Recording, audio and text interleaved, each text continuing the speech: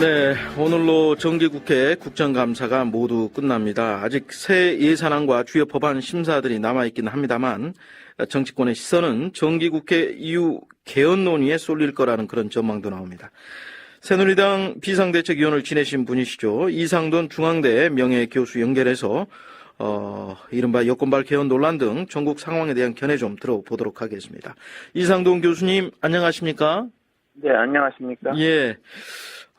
지난주 김종인 전 의원이 한 언론 인터뷰를 통해서요, 이 경제 민주화가 좀 이루어지지 못한 데 대해 국민들께 사과한다 이렇게 사과를 하셨고, 또 이달 초 이상돈 교수님께서도 인터뷰를 통해 사과를 하신 것과 이 김종인 전 의원의 이 사과가 맥을 같이 한다 그런 분석도 나옵니다만은 대국민 사과 어떤 의미로 받아들여야 할까요?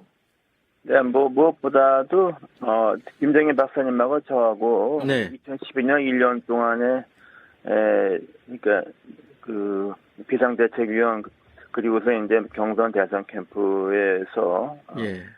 네 번의 메시지가 결과적으로서는 결국엔 지키지도 못할 약속, 빈말이 돼버렸기 때문에, 예. 그런 면에서 좀, 1년 동안 좀 거짓말을 한 측면이 있죠. 결과적으로. 그래서 예. 책임을 느끼고 있습니다. 그 경제 민주화 또 복지 이거 진보 진영이 아닌 보수 우파인 박근혜 정부가 대선의 화두로 제시를 한 것들 아닙니까? 이 박근혜 정부에서 경제 민주화 이제 완전히 속된 말로 물 건너갔다고 봐야 되는 겁니까?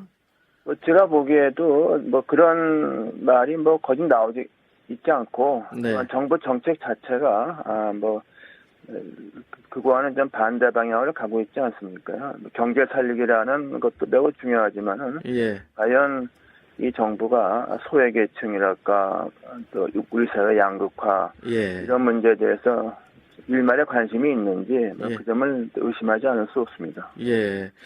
개헌 논란으로 좀 얘기를 옮겨가 보겠습니다. 대통령은 이 경제 블랙홀을 또 여당은 대통령 권력 누수를 좀 우려하고 있는 모습인데 이른바 여권발 개헌 논란 교수님께서는 어떻게 지켜보고 계십니까?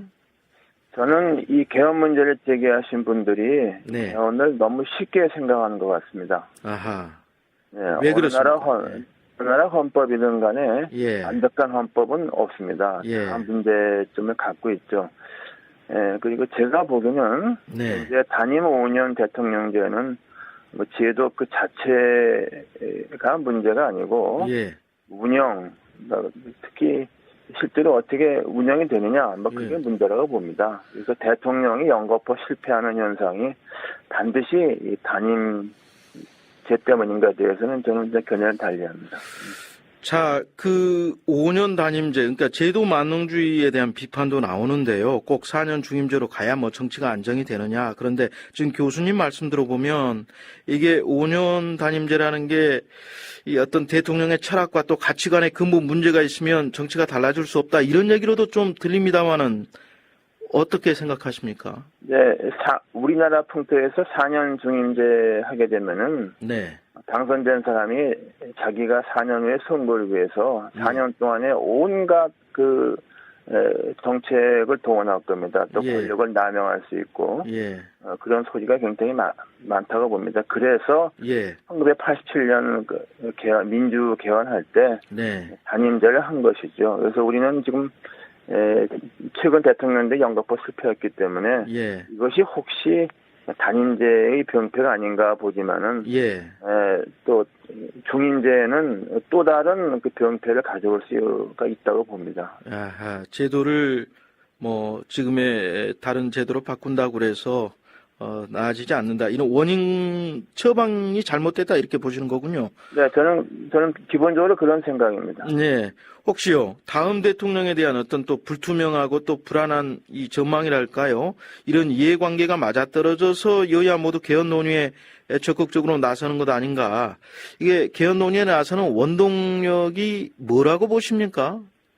예, 여야가 나서고 있는 이유. 일단은 야당에서는 예. 개헌 논의가 그들한테 불리할 게 하나도 없습니다. 네, 어떤 면에서요? 네. 왜냐 그러면 현재 개헌 논의가 예. 중임제 대통령 또는 이원 집중제적 개헌이라는 것이 현재의 대통령의 리더십에 문제가 있다. 그것이 대통령 단임제 때문이다는 그런 내용을 함축하고 있기 때문에 예. 야당으로서는 논의 자체가 정부가 여당에 부정적인 효과를 주기 때문에 좋아하는 것이고, 예. 그다음에 여당 내에서 그 제가 정확히 알 수 없겠지만은 네. 상당한 사람들이 이대로 가서는 다음번 선거에 단독적으로 대통령 당선이 불가능한 게 아니냐. 예. 따라서 어떤 이원 집정부제 같은 거 개헌을 하게 된다면은 네. 외교 대통령으로 뭐 반기문 유엔 사무총장을 영입하고 예. 그밖에 고만고만한 당내 보스들이 뭐 총리 부총리 번갈아하면 된다. 뭐 이런 생각을 할 가능성도 저는 다분히 있다고 봅니다. 예. 가능성이죠. 네. 예.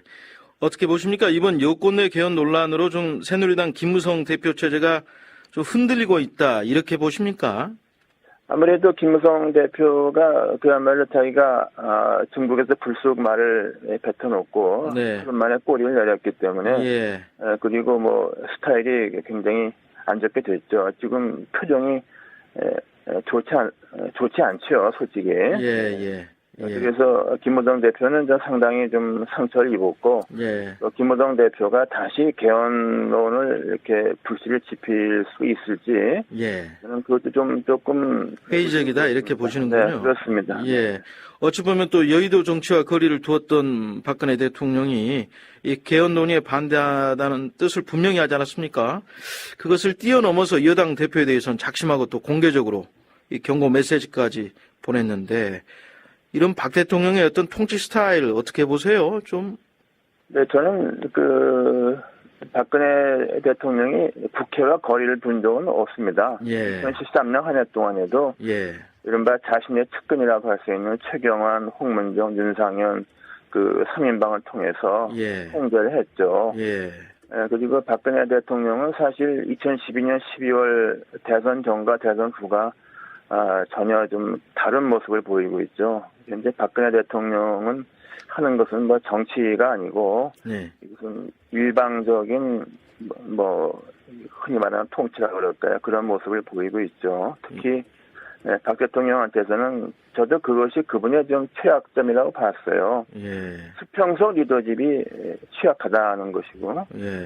대화와 토론이 없는 정부가 될 가능성이 있다고 좀 걱정했는데 예. 그렇게 되고 말았습니다. 그건 그분이 안고 있는 태생적 한계라고 보십니까? 좀 학습, 그동안의 정치를 해오면서 어떤 학습이 부족했다고 보시는 겁니까? 뭐, 좀, 그분이 30대, 40대 좀 힘든 세월을 보내면서 네. 형성된 그런 측면도 있겠지만은 예. 그분이 2004년 당대표가 돼서 2012년 대통령 당선까지 한 8년 동안은 사실 뭐 이렇지는 절대로 않았습니다. 네. 어려울 때는 많은 그 의견도 구했고 예. 수평적인 의사결정도 한다가 상당히 많이 있습니다. 네. 예. 자, 여당 내 개헌에 가장 적극적인 분 중에 한 분이 바로 이재원 의원 아닙니까? 지금 개헌에 반대하는 박 대통령을 강하게 비판을 했어요. 여당이 청와대 말을 그대로 따라야만 한다면 국민이 국회의원 뽑을 이유가 없다. 유정회를 언급했죠. 유신시대 유정회처럼 되는 거다. 이렇게 비판을 했습니다. 어떻게 생각하십니까? 네, 이재호 의원은 박근혜 대통령을 대단히 좋아하지 않는 분입니다. 그건 뭐 세상에 다 아는 일이고. 물론 이제 개헌에 대해서 자기 전도사라고 나선 것 같은데 사실 이재호는 전 정권에서는 대우나 전도사였잖아요. 예. 대우나 전도사에서 개헌 전도사로 이제 전업을 한 것 같아요. 예. 과연 그 설득력이 있을지. 그 대우나가 잘 됐습니까? 그래서 이재호 의원이 나서서 주장하는 개헌은 저는 잘 안 될 거라고 봅니다. 우리 이상돈 교수님께서는 4대 강에 대해서 이전부터 강하게 비판을 해오셨고 또 미리 내다보고 말씀을 하셨는데 이 박근혜 정부 들어와서 4대강 문제가 정말로 많이 불거져 있는 것 같아요. 이게 그대로 말씀하신 것처럼 실현이 돼버린 것 같고 다시 이재호 의원 말씀 다시 돌아가서 좀 여쭤보겠습니다. 네. 이 당이 청와대와 갈등이 있는 건 당연하다. 김무성 대표의 이 개헌 발언과 사과에 대해서 이렇게 말하지 않았습니까? 문제는 청와대가 그걸 인정하지 않고 찍어 누르는 거다 이렇게 또 밝혔는데 현재 당청 관계에 대한 이 이재호 의원의 비판에 대해서는 동의하십니까? 네, 그 부분은 좀 맞는 말이죠. 맞는 말인데 그러면은 이재호 의원은 전 정권, 이명박 정권 때는 국회에서 어떤 일을 했는가? 저는 뭐 그거는 한번 문제를 제기하고 싶다 말이죠. 그 당시는 당청 간거 어땠습니까? 똑같이 따라하지 않았습니까? 전 네. 그래서 그 말이 현재로서는 맞지만은 예. 이재호 의원이 그런 말을 할 자격이 없다고 보는 거죠. 예. 이재호 의원이 국회가 불신받는 진짜 이유는 이 현행 헌법에 따른 제왕적 대통령제 때문이다 이렇게 비판을 했어요. 그런데 다만 이것이 단순히 대통령제라고 하는 제도를 지적한 건지 아니면 박 대통령의 어떤 제왕적 통치 스타일을 비판한 건지 그게 좀 헛갈립니다. 어떻게 보십니까? 네, 그러면 이명박 대통령은 국민과 소통을 잘하고 여야 의견을 더 충분히 받아들인 그런 훌륭한 대통령이었나요? 거기에 대해서 한번 말을 해야 하지 않습니까? 네. 전 그래서 이명박 대통령 시절에 이른바 권력 실세라는 사람들은 이런저런 말을 할 자격이 없다. 저는 기본적으로 그런 생각입니다. 예. 결국 여권 내부 반발도 있고요. 물론 국회의원 230여 명이 개헌에 찬성하고 있는 현실이긴 합니다만 박 대통령이 이런 현실 속에서 언제까지 개헌 논의 막을 수 있겠는가 하는 것도 참 궁금하고요. 개헌 논의에 대한 전망이랄까요? 교수님은 어떻게 이걸 풀어나가야 한다고 보세요? 네, 이것 결국에는 여당 내에서 이것이 어느 정도의 그런 주장이 나오느냐 하는 것인데, 일단 당 지도부 보고인데, 일단 벌써 이인재 최고위원 네. 개헌에 대해서 부정적인 생각을 확실히 했고, 예. 아마, 서청원 최고위원도 저는 비슷한 생각이라고 봅니다. 예. 그리고 또 한 축이라고 볼 수 있는 김문수 혁신위원장도 네. 부정적인 얘기 했지 않습니까요? 예. 그래서 과연 여당 내에서 개헌론자들이 추동력을 가질 수 있을지 저는 좀 그것이 좀 의심스럽고요. 또 예. 하나는 김무성 대표가 오스트리아식 이원 집정부제가 좋다 이렇게 말한 것이 네. 굉장히 경솔했습니다. 그것은 저는 기본적으로 김무성 대표가 헌법이나 정치사, 특히 외국의 정치사에 대해서 얼마나 아는지 잘 모르겠어요. 특별한 깊은 지식이 없는 걸로 알고 있습니다. 그래서 예. 그런 것도 이해도 잘못된 것이고, 또 개헌 논의를 시작한다면서 오스트리아 같은 우리가 참조할 만한 국가도 아니고 참조할 만한 대상이 안 됩니다. 예. 그걸 제기해서 이게 좋다고 해서 오히려 반론만 많이 일으켰죠. 예. 과연 이 개헌 논의가 야당이 기대하듯이 잘 될까 조금 회의적입니다. 네, 그렇군요. 새정치민주연합 안철수 의원 얘기 좀 꺼내보겠습니다. 이 안철수 의원이 비상대책에도 참여하지 않았고요. 또 내년 전당대회도 불출마 선언까지 하고 나섰는데 그러면서 자신은 그동안의 정치개혁이란 카드를 잘못 들고 나왔다. 자기 전문 분야인 경제와 교육 분야에 집중하겠다 이렇게 말을 했어요. 그런데 이런 발언을 해서 이게 도대체 무슨 뜻인가 의아해하는 분들이 적지 않은 것 같습니다. 이 안 의원 지지해오던 분들 가운데는 이 새정치에 대한 국민의 기대를 저버렸다면서 이렇게 비판하신 분도 제가 봤습니다만 교수님께서는 이 안철수 의원의 이런 발언 어떻게 받아들이고 계십니까? 네, 사실 일종의 진솔한 고백이 아니겠습니까? 예. 본인이 새 정치를 열망하는 국민의 어떤 기대, 그걸 받아내지 못했다고 또 그렇게 받아내지 못한 것이 자신의 책임이고 자신의 어떤 능력이 부족했다는 것을 완곡하게 표현한 거 아니겠습니까? 네. 솔직하게 밝혔다고 봅니다. 그런 진솔한 태도는 좋다고 봅니다. 그러나 예. 안철수 의원이 새정치의 아이콘으로 부상했을 때보다 네. 지금은 오히려 새누리의 새정치 양당에 대한 혐오증이 더 커진 것 같습니다. 네. 왜냐하면 새정치를 희구하는 국민의 어떤 욕구는 그때 2년 전보다 더 커졌다고 보고 예. 문제는 어떠한 세력, 어떠한 사람들이 그런 열망을 받아낼 것인가 저는 그런 숙제를 남겼다고 봅니다. 현실 정치라는 게 이 사람과 조직이 없으면 또 안 되는 건데요. 이 안여에 대한 이 지지를 철회한 분들도 많고 또 외곽 지원 모임도 사실상 와해가 되면서 이탈 움직임이 본격화되고 있는 상황인데요. 그런 와중에도 지금 싱크탱크 오늘 이 사진 새로 선출해서 어떤 민생 속으로 파고들겠다 이렇게 새로운 변신을 모색하고 있지 않습니까? 안희원의 이런 행보에 대해서는 교수님께서는 어떻게 지켜보고 계십니까? 네, 뭐 지금 그런 모습은 뭐 자기가 갖고 있는 싱크탱크가 뭐 일을 하는 것은 그건 뭐 거기서 결정한 일이고 좋다고 봅니다. 네. 뭐 제가 좀 표피적으로 제가 판단하건데 예. 안철수 의원은 현재 그 새정치 민주연합에 대해서 상당히 좀 이제는 좀 뭐 마음을 접었다 그럴까요? 예. 과연 이 정당과 자신이 정치를 계속 하더라도 예. 같이 할 수 있을까 하는 그런 회의를 많이 갖고 있지 않는가 뭐 이런 생각이 듭니다. 그 말씀 들으니까 이 질문 안 드릴 수가 없네요. 이 새정치민주연합 탈당해서 제3의 독자 노선을 걸으면 어떤 새정치 아이콘 대안 세력으로 또 떠오를 수가 있겠습니까, 교수님?